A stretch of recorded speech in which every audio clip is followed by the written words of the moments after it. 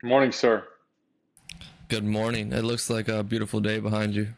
Yeah, we got a nice day in Jersey. Not too cold and definitely not too hot. So I'm home for the weekend, so enjoying that a little bit. Absolutely. Um, yeah, just let's hop into it. Let's I, do it. Let's do I it. you said you wanted me to be the one in control of this. I think that's your way of saying I think you're the one that I struggle with more than this. Or I struggle more with this topic than you do, which is definitely fair to say. But so last week after we got off, one of the first things we got into is like topic for next week based off our discussion. One of the things that popped in my mind was like being a tyrant. I don't know why they came to mind, but based off what we're talking about, whenever you're dealing with like self growth, you have to sell out. We've talked about it in the past. You have to sell out for one side, and most of the time, in my opinion, from my experience in my life, when you're looking for that, it's usually away from chaos. So like when you sell out for order, a certain side of you has to be a tyrant because you have to hold yourself accountable. And what I found was when I did that over and over and over again, I held myself accountable and I put myself on this straight and narrow path upward that with time, as I grew, my ability to adapt became less became less. Like my ability to adapt was poor. And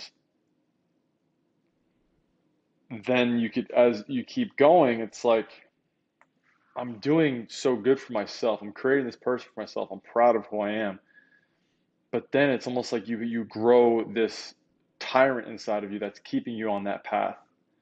And you have to learn how to get away from that a little bit. And like that is for me one of my biggest struggles is letting myself be free a little bit and trusting that not just the chaos I can't control. You know what I'm saying? Because that is easy to justify. It's like I can't control what's going on. I got to just let life be, let things happen, and just be me. Right? That's easy to at least justify to yourself because you can't control it. But when you're struggling on sleep, for example, and you give yourself the freedom to sleep in a little bit, to like, in my case, I usually wake up around 4:45 or 4:30, 5 o'clock for work, let myself sleep in till 6, right? 6:15, or sleep with no alarm, being okay with that and not badgering myself for being weak or badgering myself for like get up, like, you know what I'm saying? And Yeah, yeah, yeah. and it sounds silly when you say it out loud, but it's the truth. And these are things that I'm working on a daily basis, things that I'm working on, especially now that I'm living with my girlfriend, things that I have to be a little more. The wake up is just an example, but like, you know, at night routine, it's like you can sit down and watch TV for, 20, 30 minutes if she's watching, and just you don't have to sit there and watch it. You can read, you can journal while you're sitting next to her. You don't got to be in your whole Zen state listening to your like just chill background music and like your headphones or have it on the speaker and just like you know what I'm saying? I got very, very used to my routine and little things I've noticed I've had to make adjustments with. So I think this came to mind because when we were talking about like you just starting these little things, not like you start this journey, but like adding to it. Let's say I thought of like down the path, tyrant that holds you accountable, and it's like breaking free from that a little bit. You can't like break free of it all the way because I think it's like what I was saying before. It's like you have to. There's a beauty in it as well because that's what makes you you. But like being able to be free a little bit and give yourself that freedom, whether it be out of love, whether it be out of respect for getting to where you've gotten. I don't know, but I struggle with that. And 2 weeks ago when we were talking, it sounded like I wanted to get into this topic as a combination or a counter to what we were talking about last week. But last week we ended up just getting in to what we were talking about, which was great. But the reason I thought of this 2 weeks ago is like, it seems like your struggle and my struggle are just polar opposites, but we're struggling in a similar way. You know what I'm saying? I wrote that today too. Um, and I'm gonna rewind a little bit. So I had to look up what the definition of tyranny was, and I want to read it to you. Okay. Cruel, unreasonable, or arbitrary use of powers.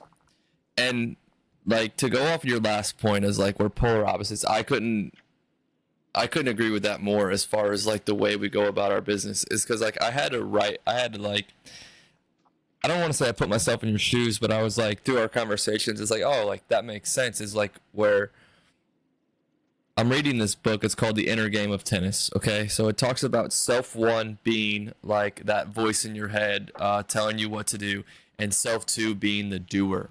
And I kind of related to it a lot as like in the game, like or even in life, if I'm telling myself what to do constantly, it seems like I'm either late or I'm not present or I'm distracted, one of the two, and I'm not like on the toes. Whereas is like if I go into a situation, whether it be life, whether it be a game of bags, whether it be a baseball game, it's like if I go in with complete clarity and autonomy, all of a sudden the ball just starts like things roll my way. And it's like, Hmm. oh. So like that's where it's like I wrote like I like where is the space for freedom whenever your voice one or your tyrannical self is always constantly having commentary or constantly telling you what to do. What is my voice for freedom, you're saying? Yeah, so like it was like a question to me. So Oh, like oh. the way I like answered it was it like there is no space. So like you have to have the freedom to go out and like I was like that's where pressure comes from. Like I last night at the wedding, I was talking to one of the dads, and his son plays pro ball, and he was like, "How do you deal with pressure?" And I was like, "Well, I think pressure is internal. Like if I tell myself there's pressure, then I'm gonna act like there's pressure. Like if I just go out and play a game, like there's no pressure, you know. And it's just like okay, all I have to do is think about the action I'm committing or doing within whatever is going on, and the pressure eases." Mhm. You know, because you're so concentrated on the thought, and then like you just trust that preparation. And this is where like I think we are at is like the tyrannical self needs to be in preparation. You have to be so hard on yourself in order to prepare that and then let go in order in the midst of competition or in the midst of life in order to have the freedom and play to trust the preparation for whatever you're doing. So like to me it's like a balance, you know, it's like I could learn from how you prepare but you could learn from how I play. I think that's what we're alluding Yeah, to. essentially, yeah. Well, essentially, then it's just like earning the freedom is the prisoner's phase to a certain extent. That's in theory, when they teach about the prisoner's phase, that's kind of what it is, like earning the freedom to let the reins down and trusting you're going to still be that person, you Right. know? And it's not so much that I doubt that I'll be able to be capable of the person that I am. It's more of being who got me here, and adjusting because I've adjusted a lot. You know what I'm saying? Like I've adjusted a lot, especially in this past year and a half, 2 years since I retired. I was forced to. But there's just things I just noticed where it's just like, it's a steady progression. Like you were saying, it's a progression to start something, for example. It's a progression to kind of untangle yourself, to proving yourself that you don't need that per se. Not like you're not going to do it, but proving to yourself that you can do it in a different way. And I'll give you one example is ever since 2021 when I started this, when I met that mental coach at the Cardinals, introduced the meditation, prayer, all this stuff. Basically, my morning was wake up, shower, brush my teeth, do my thing, hygiene wise, meditate, start my day. So some days that took 45 minutes, some days that took an hour, some days it took 15, or it would never take 15, 30 minutes, about the bare minimum. because usually eating is mixed in with that. But what I started doing this year, right, when I was bulking basically for those 5 months or so, and I started cutting. I would need to do fasted cardio, and with work and everything, mornings, I could wake up at 3 in the morning, of course, but what's the what is what makes the most sense? Is it to get up, do your whole thing, and then go for a run when you're done with everything? But you just do that because that's what you do? Or how about give yourself a wiggle room and you go for a run immediately after you wake up? You step foot outside the house you're basically running within 15 minutes of waking up. And then you get back and then you go through your routine as if you just woken up. You go take a shower, do all that, meditate, eat, then leave for work. And that gave me that space that saved me about 20 minutes. So just the act of getting up and being outside in 15 minutes, that was weird. And I was almost a little nervous thinking about it because it's like, well, I don't know. It's just not what I'm used to. Possibly being around people. Granted, was I around people? It was 3:45 in the morning. No, no one was out. I was alone anyways. I was fucking skipping around Hoboken. Uh, like, but like I I was alone anyways. But through that, dude, within the first day, it wasn't like I was running around nervous. Like after I did it, the act of doing it, and I just kind of eased a little bit.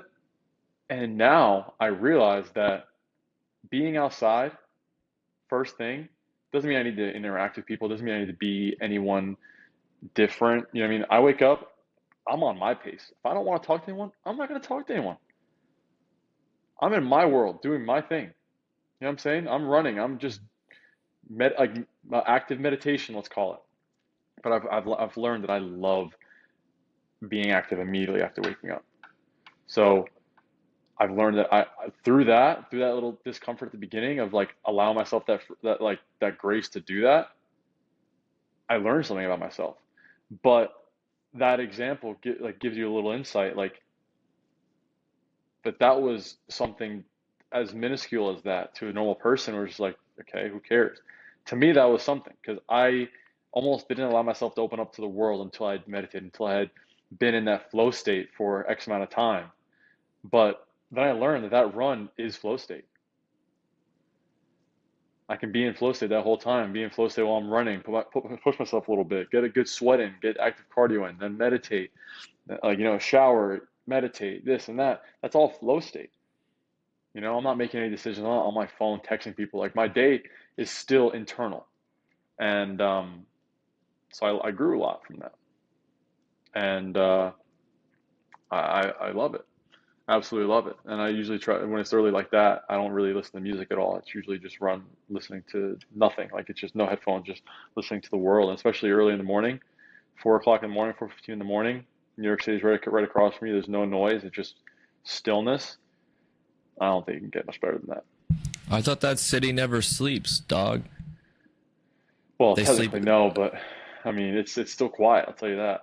Yeah, I can It's see funny. that. A lot of people don't know this. I didn't know this until I moved to Hoboken, but in Jersey City, there's a big statue they put in like I don't know when. I think it was like early 2000s, early 2010s, and it's a giant dude. When I say giant, I mean like green monster tall. It's like 35, 40 feet, huge, and it's a giant head. Okay, it's a giant head with a hand in front of their lips, like you're doing the gesture shh, like shh, and it's called the Shush Woman.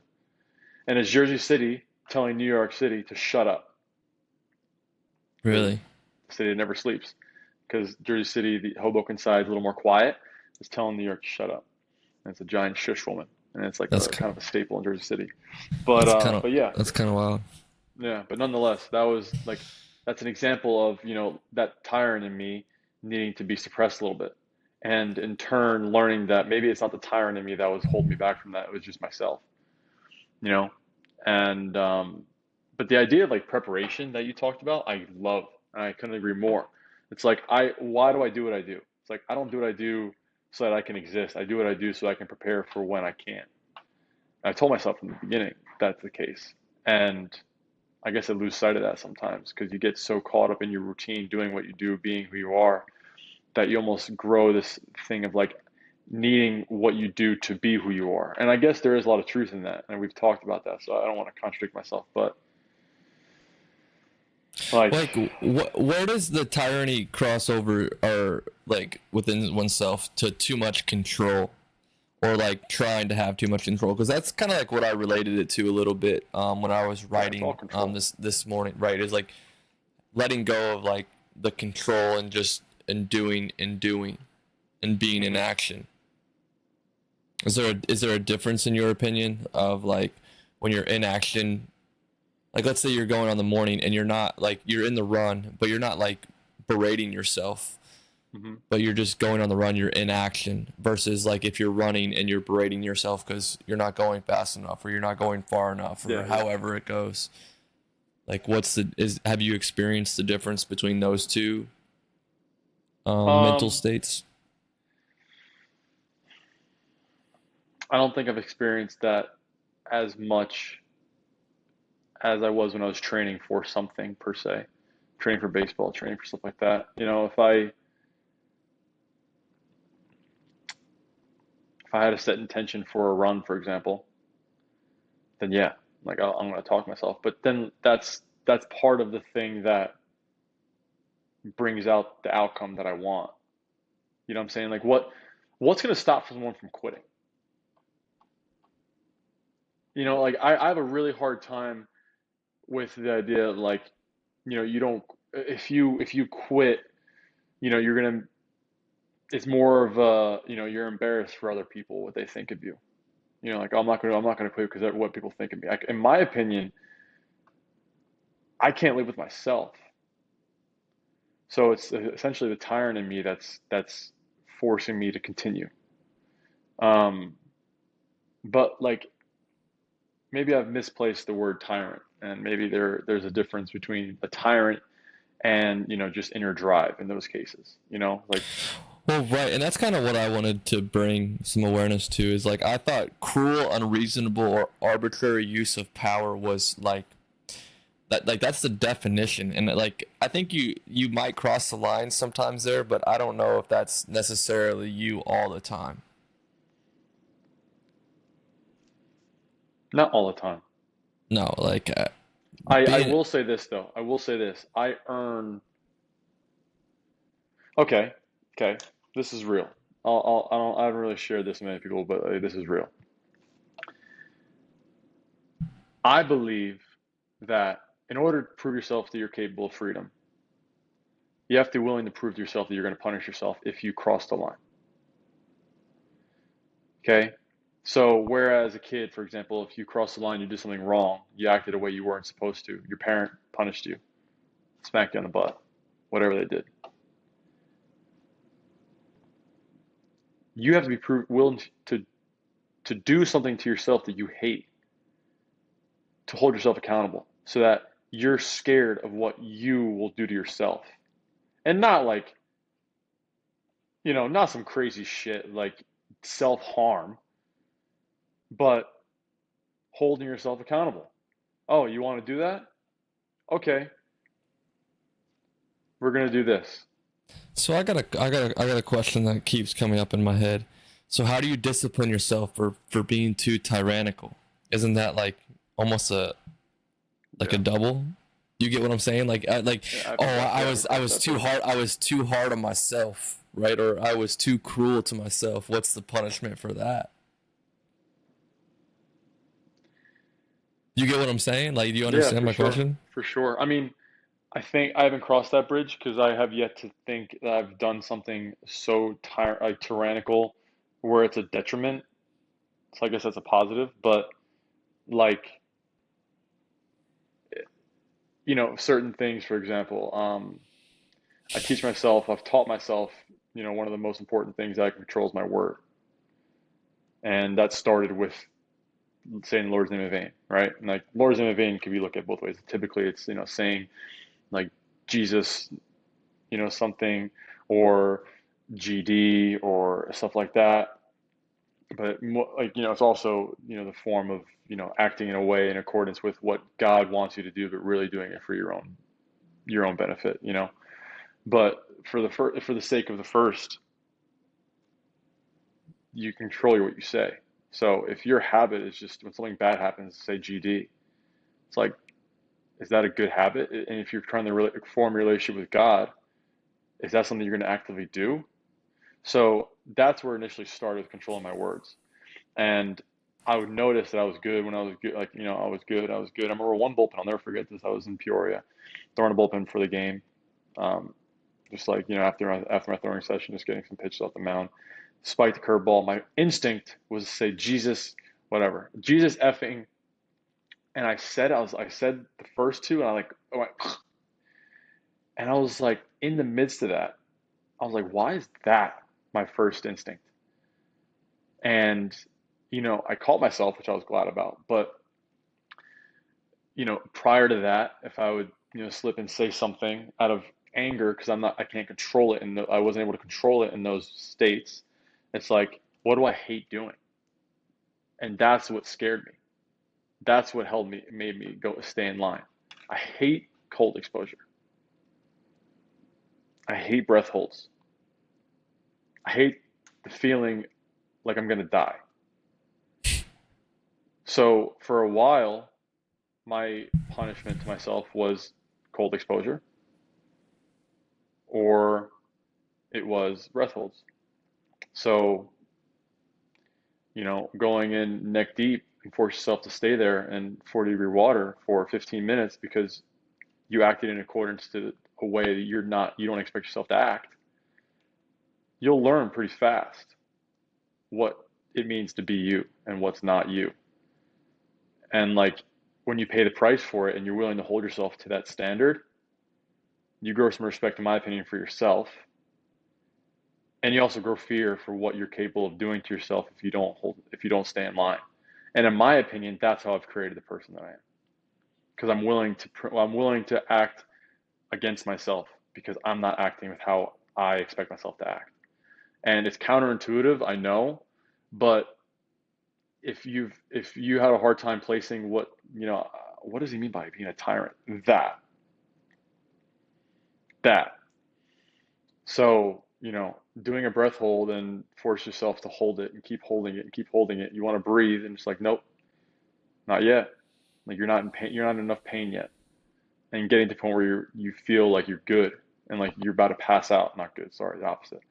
And, do the breath hold for like almost 4 minutes, and you finally breathe, and like you have that onset of anxiety, your whole body releases adrenaline, and you really get into that state of like fight or flight.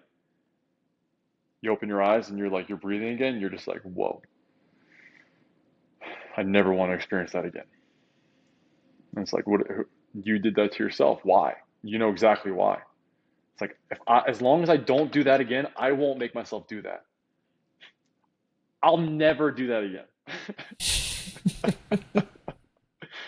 So like, and it's small increments, and the sacrifices get greater as you grow.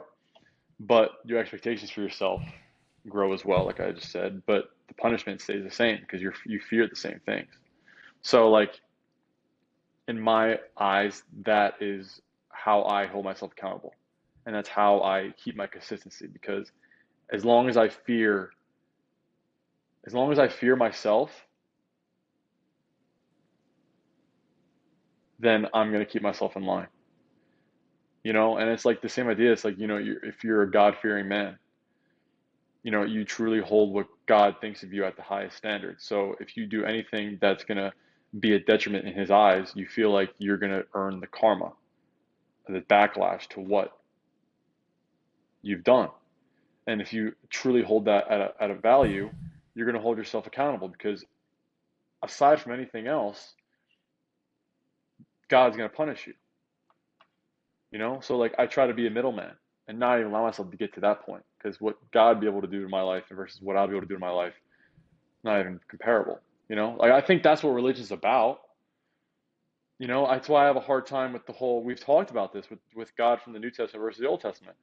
The God from the Old Testament is a lot more punishing, unforgiving, Right. killing. It's like you want to disobey me? Okay, you're gonna die. Simple. But the New Testament is more of like a God is forgiving. Him forgiving for you for your sins, and obviously Jesus coming and doing those things.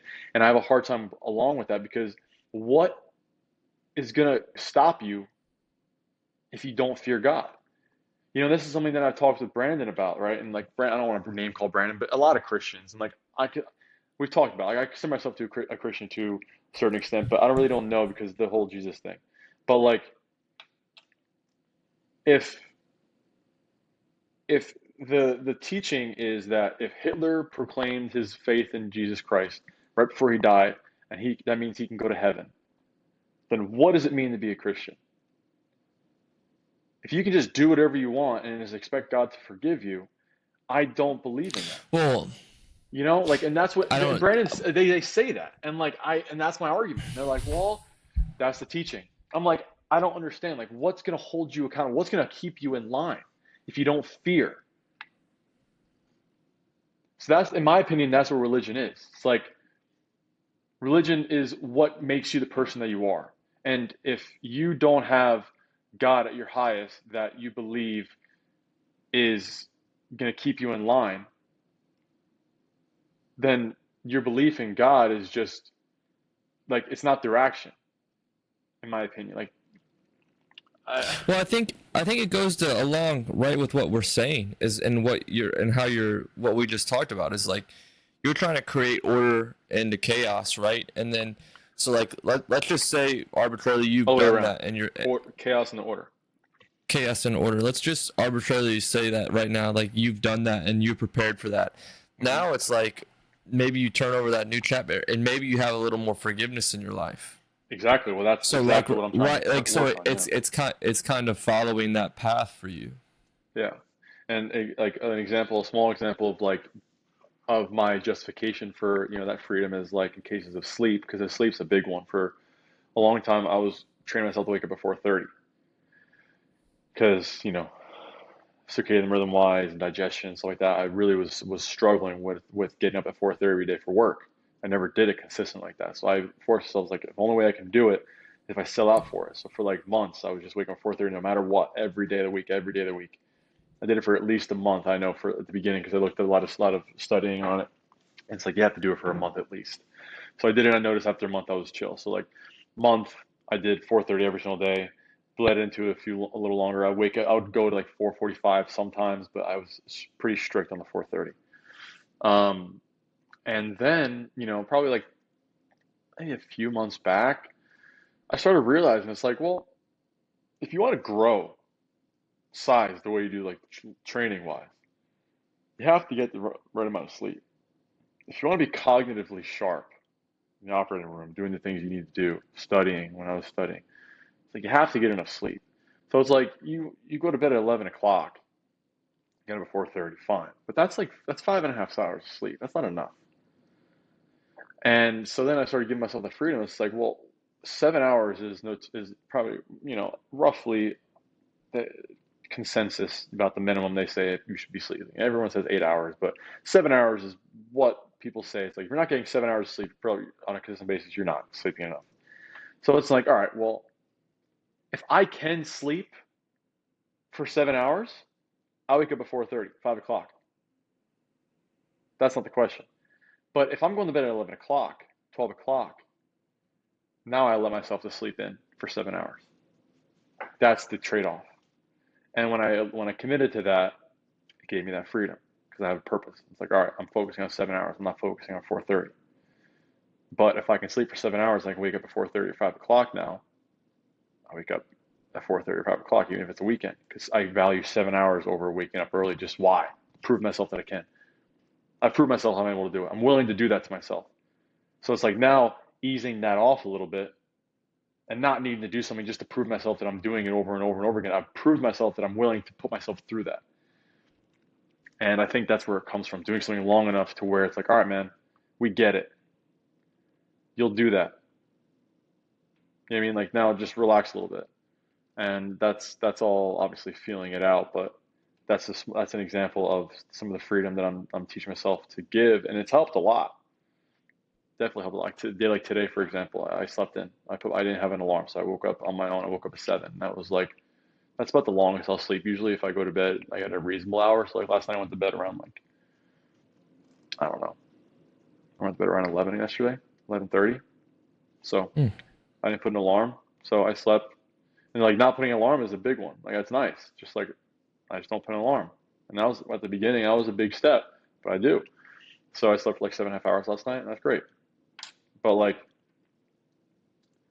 or 8 hours, I guess.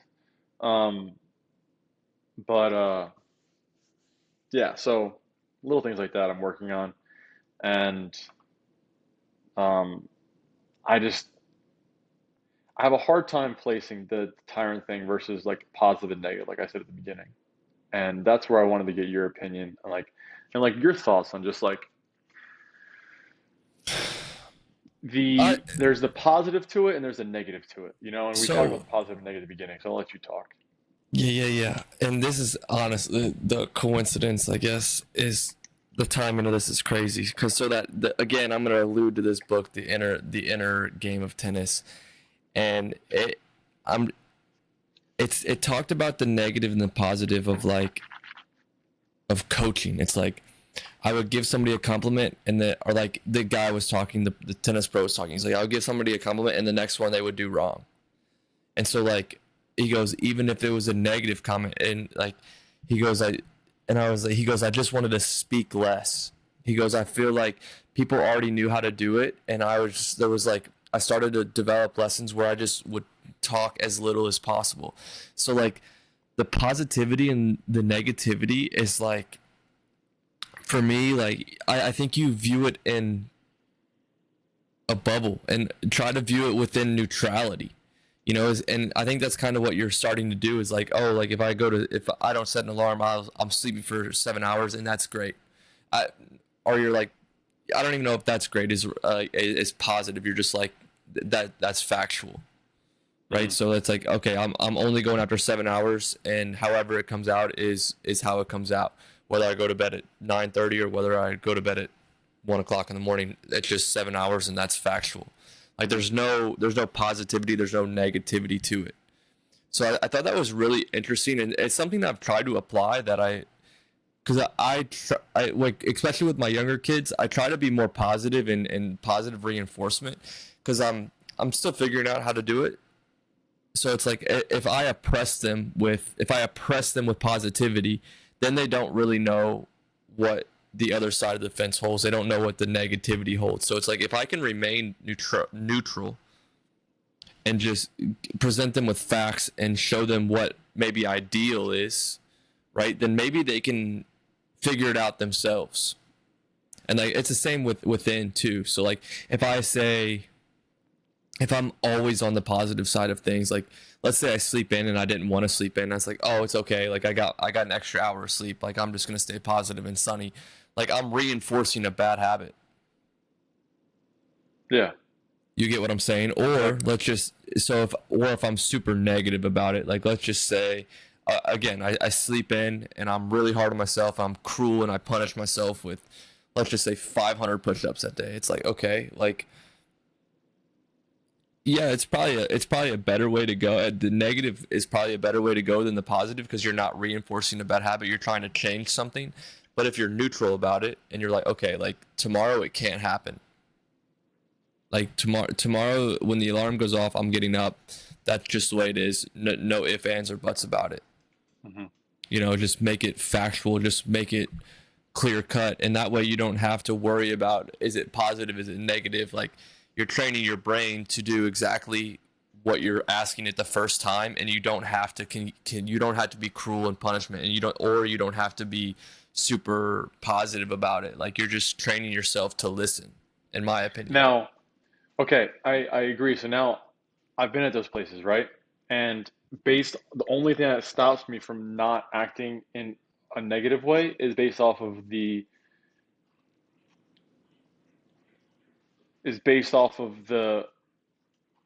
pain that I put myself through, knowing that I'll actually hold myself accountable if I don't.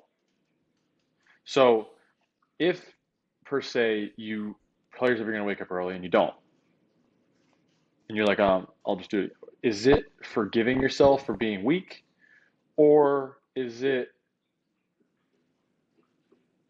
like you get what I'm getting at? Like, So how are you gonna enforce that? right. Like I think the self accountability needs to come through in some way, shape, or form. So it's like obviously you failed in that moment today. It's like okay, it's like throwing strike one, right? If I want to throw the fastball down and away and I miss. Do I punish myself on the mound? Yeah, that's a Or good do point. I or is it 1-0 and I get to throw strike one again? Hmm. So it's like if I approach that 1-0 pitch with negativity, it's most likely a high chance that it's going to be a negative result, whether it be 2-0, whether it be a hard hit contact. But if I approach it with neutrality and be like, okay, like I'm going to make my pitch, like this is my pitch, I'm in the moment, and like that next step of the day is a step in the right direction, then that's where you start, right? So like now it's 1-1 because I was like, okay, now I have to focus on this pitch that's in front of me. I'm not focused on the mistake that I just made. Yeah, but I think I mean I don't think the baseball analogy play. I guess it does, but like I guess it does in the sense of forgiving. I get what you're getting at, Well, like you're in the not sense of forgetting. forgiveness. You're actually I think No, you're just forgiving. you're forgetting. Well, if you just keep forgetting, then you'll never hold yourself accountable. I disagree because you'll want to Okay, be so it's better. like okay, okay, so I want to be better, right? Like my overall arching goal is to be the best in this instance. In this analogy, is the best baseball player I can be. like every day you tell yourself you're going to get up early. Alarm goes off and you don't. So But then then that's one negative. But then what's your next pitch? What's your next okay, moment? but what I'm saying is the next three things you do are positive. So in your eyes, you're up three and you're down one. You still failed at your first goal today. You don't get to go back and change it though. How are you going to do it better the next day? You know what I'm saying? Like if you You, just do that, if you just live in a way where it's like, oh, I'll just make up for it, then I don't even. you'll never tackle the initial problem because you'll just always look at it like you're going to even it out eventually. It's like a gambler. It's like, oh, I'm down this much money. I'll make it back. Okay, fine. Like it's a bad analogy, but in a certain extent, it's just like it's not Well, that far off. I think it goes back to flow state. Is so like you failed the one, and then you jump into flow state, and then you go to sleep in flow state, and then you wake up and you're like, okay, I want to do that again, but instead of falling behind today, I'm going to get ahead.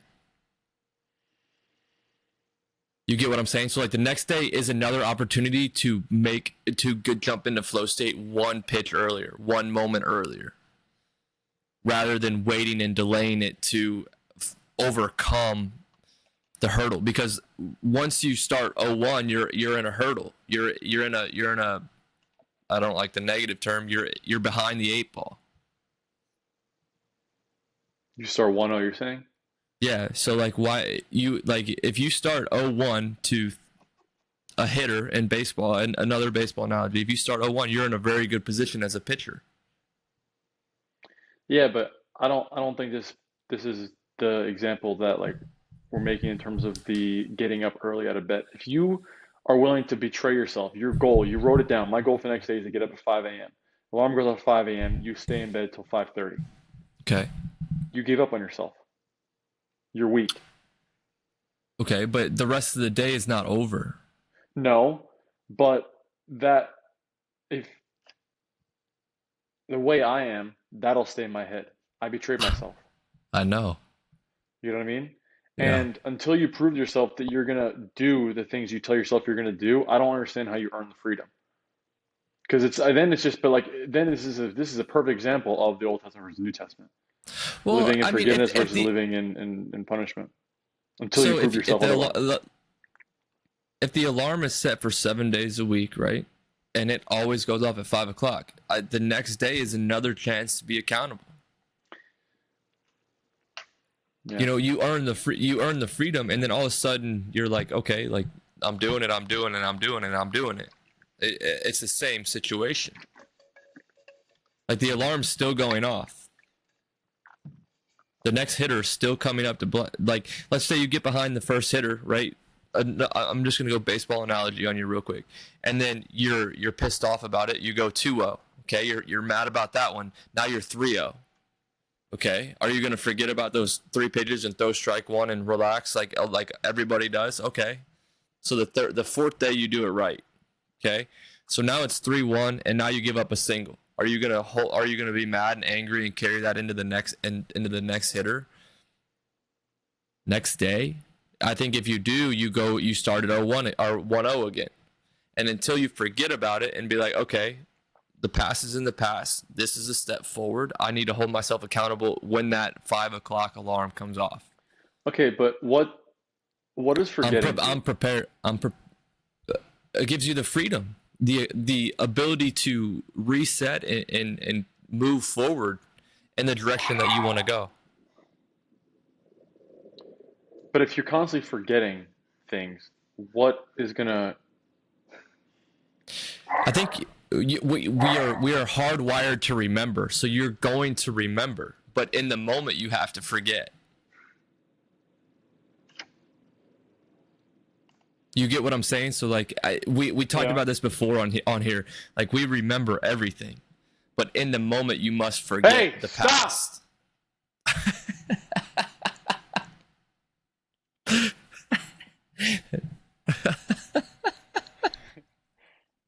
Oh, it's horrible.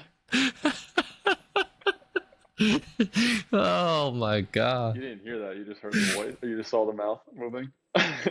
No, I heard the yelling. You heard that? Yeah. I paused the mic.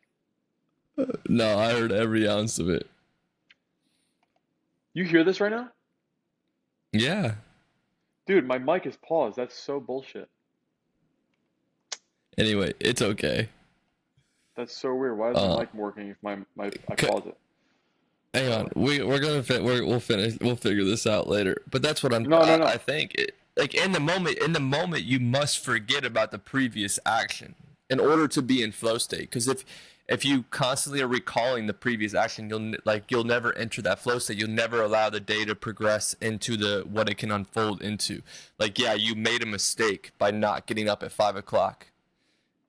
Yeah, we're going to remember that. And if you remember it, that's holding yourself accountable for the next day. And you're like, okay, I don't want to do that again. I don't want to start my day 0-1-0. But why? It But has why? to be something What? internal. It has to be something internal that is disappointed with yourself. Well, You know? exactly. For everybody else, it'll be a different like Yeah. feeling or No, it's definitely sensation, or I different. mean, but right, like yeah, you'll just again, you'll get tired of it, or you'll just keep doing it, and you'll either always be 1-0, or you'll change and you'll be 0-1. It's the microcosms of winning and losing. Like the mentality. Yeah. But I mean, we are at our limit. I think that's a great place to end. I think we should fade I out. just think last thing is I just think the idea of memory isn't the whole point of the point of memory isn't that, you just don't forget things. So you remember everything. The point of memory is so that you remember the things that you fell short on, so you don't allow them to happen again. You forget the bullshit. You forget the irrelevant things over time, but you don't forget the things that you messed up on that gave you a negative effect, a negative return. And Yeah. in turn, when you do that, you're gonna remember what that felt like because that's the point of memory, that failure, that disappointment. And you're going to do everything in your power to alleviate that from happening again. So, like, if the whole point of memory is for that, and you're not gonna, I'm not saying, I'm assuming every day you're just gonna not wake up for the alarm, but like, I guess the mindset I have when I fall short for my expectations for myself, I disobey myself versus the average person, they're definitely different, and I'm aware of that. But like, I think that's where I'm. It's like if the whole point of memory is so that you don't let it happen again. So it's not like, oh, like I'll do better tomorrow. It's like, no, don't do it. Don't make that Well, mistake again. Maybe Well, I just yeah. I think this is a great place to pick up next week. yeah, for sure. For Right, sure. like this is a segue Yeah. into our next conversation. Well, Is we stopped at what is 43 minutes, so we had 2 minutes. what is it's fine. I'm just saying. I just what our next week's topic is, what does memory have to play with the self autonomy of life? That's a good one. Okay. So I think anyway, we both can have a lot to say about that. right, and we'll have another excellent conversation. So join us next week, and that will be our topic. Thank you all. Alrighty.